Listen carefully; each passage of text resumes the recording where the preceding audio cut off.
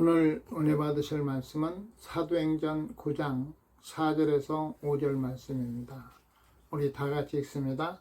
땅에 엎드려져 들음에 소리가 있어 이르시되 사울아 사울아 내가 어찌하여 나를 박해하느냐 하시거늘 대답하되 주여 누구시니까 이르시되 나는 내가 박해하는 예수라. 오늘 이 말씀에 의해 주여 누구시니까 라는 제목으로 말씀을 증거하고자 합니다. 사도행전은 또 성령 행전이라고도 말을 합니다. 하나님의 약속하신 것을 하나님께서 이루가는 이런 과정을 기록하고 있습니다. 사도행전 1장 8절에 보면 너에게 성령이 임하시면 너희가 권능을 받고 예루살렘과 유대와 사마리아와 땅끝까지 이르러 내 증인이 되리라 이렇게 말씀하셨는데, 이 말씀이 성취되어져 가는 가운데 이제 유대인 전도에서 이방인 선교로 전환하기 위한 과도기적 단계를 보여주고 있습니다. 하나님께서 어떤 큰 일을 이루실 때마다 먼저 준비하고 사람도 준비하고 해서 그 일을 이룰 수 있도록 준비시키는 것을 볼 수 있습니다. 근데 막상 그 준비되어져 가는 사람들의 입장에서는 참 답답할 것 같아요. 세상 일과 같이 눈에 보이고 딱 드러나고 막 어떤 결과가 나타나지면 그래도 인정도 하고 어떤 소망 가운데 따라가게 되면 보이지도 않고 갈수록 더 척척산중인 것 같고 힘들어지면 참 그게 참 힘든 거죠. 그러나 하나님께서 그들에게 은혜를 주셔서 끝까지 그래도 믿음을 지킬 수 있도록 하나님이 붙들어 주시니 참으로 감사하죠.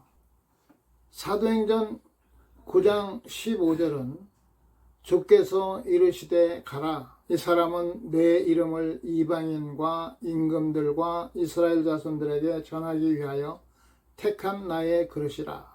바울은 이 부분에 대해 명확히 이해한 것 같습니다. 다메섹에서 부활하신 예수님을 만나고 나서 확실하게 깨달은 거죠. 사도 바울을 보면 바리새인으로서 흠이 없이 율법을 지키고 살아왔던 걸 보면 굉장히 경건한 사람이요, 나름대로는 하나님을 사랑하고 하나님의 뜻대로 살아야 된다고는 이런 열심을 가진 자였던 것을 볼 수 있습니다. 근데 복음의 핵심이 무엇인지를 몰랐다는 거죠.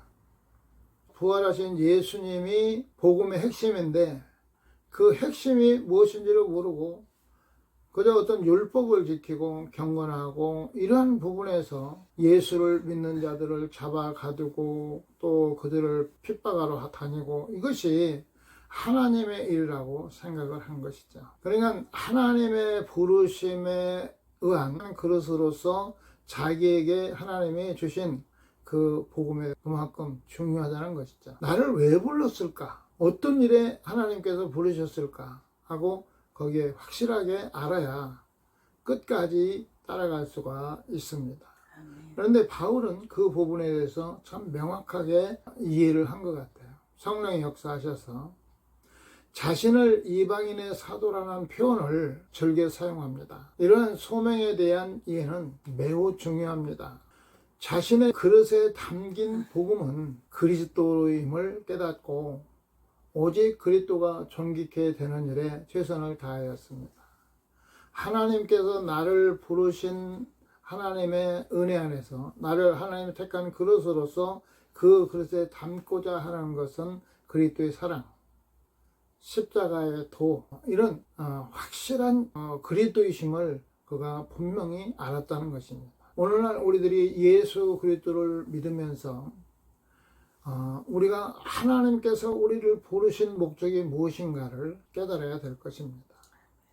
갈라디아서 5장에서 보면 육에 속한 사람과 육에 속한 사람들의 열매와 영에 속한 사람들의 열매가 나옵니다. 그러면 우리가 예수 그리스도를 믿는 믿음 안에서 변화된 것 같고 또 많이 믿음에 있는 것 같은데 어느 순간에 옛사람의 구속으로 나올 수 있는 환경이 되어지면 그 안에서 육에 속한 것들이 드러나지고 보여집니다. 성령의 열매를 맺는 것은 영의 사람인데, 성령의 인도함을 받는 사람인데 그렇지 못하다는 거죠. 우리 의가 강하고 또 우리가 부족하기 때문에 이런 것들이 나옵니다. 그러한 것들이 증거로 나와지면 내가 아직도 이러한 부분에서 하나님 앞에 해결받지 못한 부분이 있구나 하고 회개하면서 해결받아서 하나님의 기뻐한 그릇으로서 온전히 준비되는 것이 우리에게는 중요한 것입니다. 아멘. 첫 번째, 하나님의 계획을 위해 그릇을 준비하십니다. 하나님은 이 우주 만물을 창조하시고 그 모든 만물 위에 하나님은 역사하십니다. 하나님이 일하시는 거죠. 사람의 계획과 과학이나 지식이나 지혜에 의해서 세상이 이루어지는 것이 아닙니다.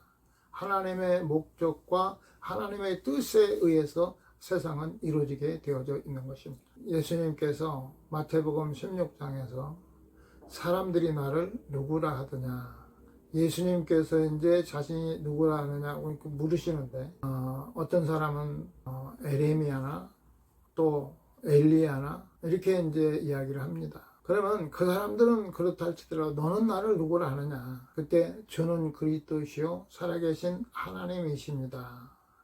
바요나 시모나 내가 복이 있도다. 이를 알게 하니는 내가 아니라 하나님이시니라.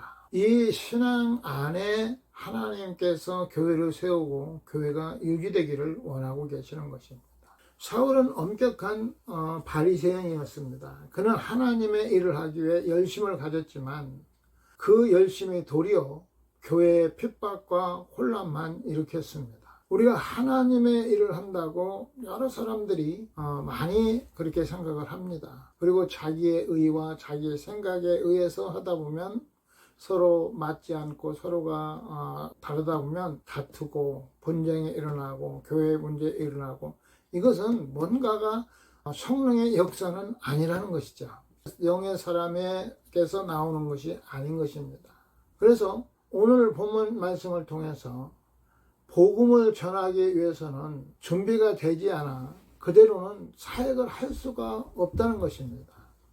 사울이 자기가 가지고 있는 그 생각대로 바리새인으로서 가진 열심으로 계속해서 일을 한다면 결국 하나님을 거스리고 복음의 교회에 혼란만 일으키는 이런 결과를 일으키는 것입니다.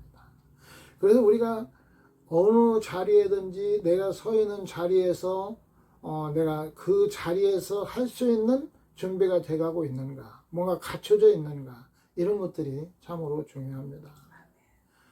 세상에서는 갖가지 사람들이 모든 목적이 있습니다. 그 목적을 달성하기 위해서 그 부분에서 참 노력하고 힘쓰고 하여튼 힘을 다해서 거기에 집중을 해서 성취를 하죠.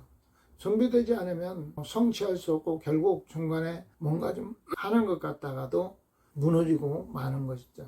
우리는 예수 그리스도를 믿고 예수 그리스도 하나님께서 택한 그릇으로서 예수 그리스도를 증거하기 위해서는 진리에 붙잡힌 바 되고 성령의 인도를 받아야만이 영적인 말씀, 하나님의 말씀을 증거할 수가 있는 것입니다.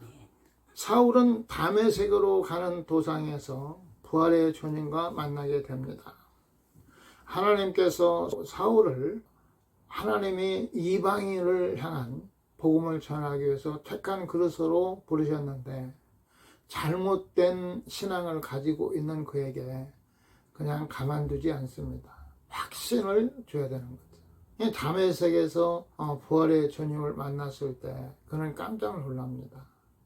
예수 그리스도가 이단인 거로 생각하고, 그래서 나무에 달린 자보다 저주를 받은 자라고 했는데 나무에 달린 것으로 봐서 분명히 저주를 받은 자인데 하나님께서 그를 부활시키셨고 예수 그리스도를 지극히 높인 것을 보면서 이해가 할 수 없었지만 다메섹에서 만나서 예수 그리스도가 우리의 구세주요 우리를 구원하기 위해 오신 메시아로구나, 이 사실을 확실하게 깨닫고 자기를 부르신 것은 예수 그리스도를 증거하라고, 예수님이 십자가를 증거하라고 나를 부르셨구나, 이런 믿음을 갖게 되고, 그래서 사도 바울의 그 물음이 중요한 겁니다. 주여 니신이 오니까. 주님에 대해서 확실하게 뭔가 우리가 알아가야 되는데, 우리가 믿음 생활을 오래 하고 또 주의 종의 길을 오랫동안 해오지만 사실 그 부분에서 너무나도 불확실한 것들이 너무나 많습니다. 예수 그리스도에 대해서 똑바로지게 좀 설명하고 또 우리들이 해야 될 거 이거 다 하라면 확실히 정립이 안 되는 부분도 많이 있습니다. 그래서 예수 그리스도에 대한 확신, 주여 니시오니까 하는 그 물음을 통해서 주님을 더 깊이 하는 은혜가 임해야 될 것입니다. 하늘로부터 빛이 그를 둘러 비추는지라. 이 일을 통해 철저한 회심을 하게 되고 새로운 전환점을 맞이합니다. 주의 종들이 간증하는 사람들이 옛날에 뭐 깡패도 하고 이렇게 살았던 사람이 성령을 받고 불을 받고 하나의 전환점이 돼서 예수 그리스도를 증거하는 부흥사들도 많이 나오게 되고 회개하게 되어지죠. 우리가 예수 그리스도를 믿고 회개하고 옛사람의 생각에서 정말 하나님의 사람으로 전환점, 강력한 전환점. 이제는 누가 뭐래도 예수 그리스도 안에서 예수 그리스도를 사랑하고 나를 위해서 십자가에 죽으신 예수님을 신뢰하고 믿는 이런 믿음을 가져야 될 것입니다. 아멘. 사울이 이제 변화가 돼서 하나님께서 이제 바울로 세우는데, 바울은 사역을 위해서 새로운 시작이 십자가를 증거하는 일이었습니다. 우리의 사역은 오직 예수, 사랑, 부활하신 주님, 우리를 사랑하셔서 구원하시기 위해서 예수 그리스도를 보내시고 그 죽으심을 통해서 우리를 거룩하게 하고 온전케 하시고자 하는 하나님의 그 사랑을 깨닫고 살아가는 것이 참으로 중요한 것입니다. 두 번째는 바울은 복음에 대한 확신을 가졌습니다. 하나님의 독생자이시며 제물이신 그리스도는 십자가에서 모든 인류를 위해 죽으셨고 하나님의 능력으로 부활하셨습니다. 이러한 복음에 대한 이해는 율법과 전통, 혈통과 민족들과는 상관없이 오직 그리스도 안에서 모든 것을 하나로 만들고 하나님과 화평을 이루신다는 것으로 이해하였습니다. 우리가 보면은 율법주의니 은혜주의니 하는데, 우리가 예수 그리스도를 만나고 성령을 만나면 그거 아무것도 아닙니다. 그리스도 안에서 하나가 되고 하나님과 화평할 수 있는 그 은혜를 부어주시죠. 변화시키게 되는 것입니다. 바울은 자신의 사역이 화목하게 하는 직분, 의의 직분이라고 말합니다. 오늘날 주의 종들의 사역이 화목하게 하는 직분임을 알아야 됩니다. 모든 사람과 더불어 화평함과 거룩함을 따르라. 이것이 없이는 아무도 주를 보지 못하리라. 모든 사람과 더불어서 원수까지도 사랑할 수 있는 이런 직분인 것을 확실하게 우리가 알아야 된다는 것이죠. 주의 종이라 하면, 목사라 하면 화목하게 하는 직분이요, 여러 가지 불화하게 하고 여러 가지 문제를 일으키는 가운데서도 하나님의 사랑 복음이 화목인 것을 알고 그것을 전할 수 있는 은혜가 임해야 될 것입니다. 세 번째는 구원과 우리를 부르신 사역에 대한 분별력이 필요합니다. 무슨 말이냐 하면, 우리 구원은 예수 그리스도를 통해서 구원을 믿음으로 이루어집니다. 하나님을 믿으면 구원받는다는 것이 진리입니다. 그러면 믿음으로 사는 자들은 그리스도 안에서 새 생명을 받은 자들입니다. 구원받은 사람의 증거는 회심의 경험이 있으며 성령의 인도함을 따라 어떻게 하면 예수님을 잘 믿을 수 있을까 생각하며 살아가는 사람입니다. 우리가 새 생명을 받고 그리스도 안에서 은혜를 받았다는 사람이 옛사람과 똑같이 살아간다면 아직은 아닌 거죠. 그래서 이제 새 생명을 받은 그 자로서의 직분을 감당하고 그 하나님의 부르심에 대해서 우리가 어떻게 살아가야 되는가에 대해서 확실하게 분별해야 된다는 거죠. 그런 의미로 얘기하는 거예요. 그러니까 구원을 이뤘다고 하는 부분에서 보통 이제 구원파에서 말을 한 번 말하면 구원 받았으면 그건 뭐 지옥에 가고 싶어도 갈 수가 없어. 가끔가다 부흥 강사들이 이렇게 전하는 거 들으면 참 황당하다 이런 생각이 들잖아요. 잘못 전해진 거죠. 그러나 이제 뭐 구원받은 자로서의 증거가 나타나는 것은 성령으로 새롭게 하고 회심의 역사가 일어난 자들이 사실은 그 변화가 일어난 거잖아요. 그래서 어떻게 하면 하나님 중심으로 살아갈까 이렇게 하다 보니까는 하나님께서 우리가 전에는 전혀 생각지도 않았던 부분에서 말 한마디 하는 것도 너 그렇게 말하면 안 돼. 너 그렇게 말하면 저 사람이 상처받잖아. 저 어린 사람이 얼마나 힘들겠어. 이렇게 하나님 간섭하시면서 하나님의 사람으로서 온전하기를 원하시는 분이 하나님이시잖아요. 아멘. 믿음이 세워지고 나면 예수님께서 나를 부르신 사명이 무엇인지 관심을 가지고 그 사명을 감당하려고 노력합니다. 하나님이 무엇을 하기를 원하실까? 어떤 섬김을 하기를 원하실까? 그리고 오늘 말씀을 통해서 철저하게 준비되지 않으면 사역을 할 수 없다는 것을 또한 보여줍니다. 사도 바울이 우리가 생각하는 것 같이 그냥 아무렇게 사는 사람이 아닙니다. 바리새인 중에 바리새인이요. 신앙생활로 말하면 굉장히 좀 경건한 사람. 그러나 하나님의 사람으로 영적인 그 사역을 감당하기 위해서는 준비가 안 돼 있다는 거죠. 즉 말하면 영적인 준비가 안 돼 있는 거죠. 하나님의 일은 영의 일인데 그 영적인 준비가 안 돼 있고 지식적으로 또 경험에 의해서 이렇게 하고 있는데 사울은 변화가 온전히 되어 있지 않고 준비가 안 돼 있기 때문에 예수님이 만나 주신 거죠. 그러니까 우리가 하나님 앞에 나아가서 은혜를 받고 성령에 임하게 되면 회개의 영이 임합니다. 그렇게 회개를 하고 그래도 여전히 옛사람의 구습이 나와가지고 그것 때문에 하나님 또 넘어졌네요. 또 실패했네요. 하나님 용서해 주세요. 다시는 않도록 도와주세요. 이러면서 그 부분 하나하나 정말 그 성령의 사람으로서 그 열매를 위해서 추구하며 살아가잖아요. 이것이 준비되어가는 과정이라는 거죠. 그래서 준비되지 않으면 사역을 할 수 없다는 것을 알기에 영적인 연단에도 인내하며 따라갑니다. 육적인 사람이 영적인 사람으로 이렇게 바꿔지는 게 그냥 어떤 계기에 쉽게 이루어지는 걸로 많은 사람이 생각하지만 절대 그러지 않습니다. 여기서는 정말 하나님의 인도함을 따라서 우리를 변화시키시는 하나님의 그 인도를 순종하지 아니하면 이루어질 수가 없는 것들이죠. 그래서 영성 훈련이 시작됐다고 하는 것은 군에 입대하는 것과 같습니다.